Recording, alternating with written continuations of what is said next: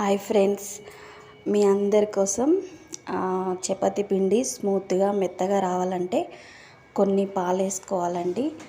అప్పుడు చపాతీ పిండి చాలా మెత్తగా స్మూత్గా వస్తుందండి.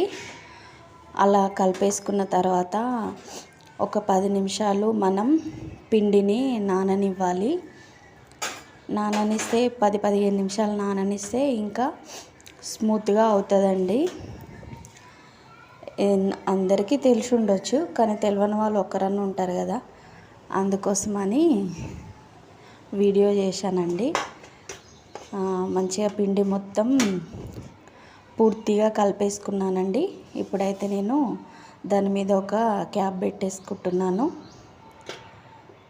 మంచిగా క్యాప్ పెట్టుకున్న తర్వాత ఒక 10 నిమిషాలు వదిలేస్తే 5-10 నిమిషాలండి.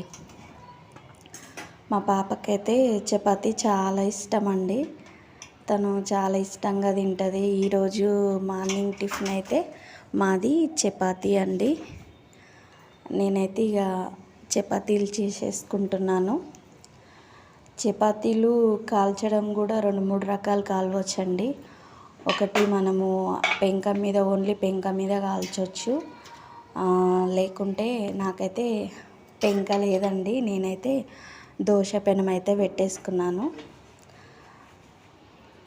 నేనైతే నార్మల్గా కాల్చేస్తున్నానండి. మా పాపకైతే కొంచెం నెయ్యి వేసి కాలుద్దామని అనుకుంటున్నాను. ఇలా ఒత్తి కాలుస్తే చాలా చుక్కలు చుక్కలుగా చపాతీ అయితే మొత్తం చుక్కలు చుక్కలుగా కాలిపోతుందండి. ఇలా గ్యాస్ మీద కూడా కాల్చొచ్చండి, పుల్కల్లాగా. నా కోసం అయితే పుల్కాలు ఒక 2 చేసుకున్నానండి.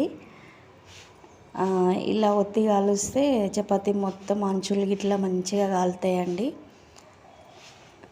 ఇలా క్లాత్తో మనం ఒక కాటన్ క్లాత్తో ఇలా చుట్టూరుగా కాలుస్తూ ఉంటే చపాతీ మొత్తం కంప్లీట్గా కాలిపోతుందండి. ఇదైతే మా పాప కోసం అయితే నెయ్యి వేసి కాల్చానండి. గ్యాస్ బంద్ చేసే ముందు మనము ఒక చపాతీ దాని మీద ఉంచి బంద్ చేయాలి. ఇప్పుడైతే ఒక డ్రాప్ పాలు వేసుకున్నానండి. చపాతీలు అయితే రెడీ అయిపోయాయండి. ఇప్పుడైతే నేను చాయ్లో చపాతీ ఫోల్డింగ్ చేసుకొని తినడం నాకు ఇష్టం అండి. నేనైతే టీలో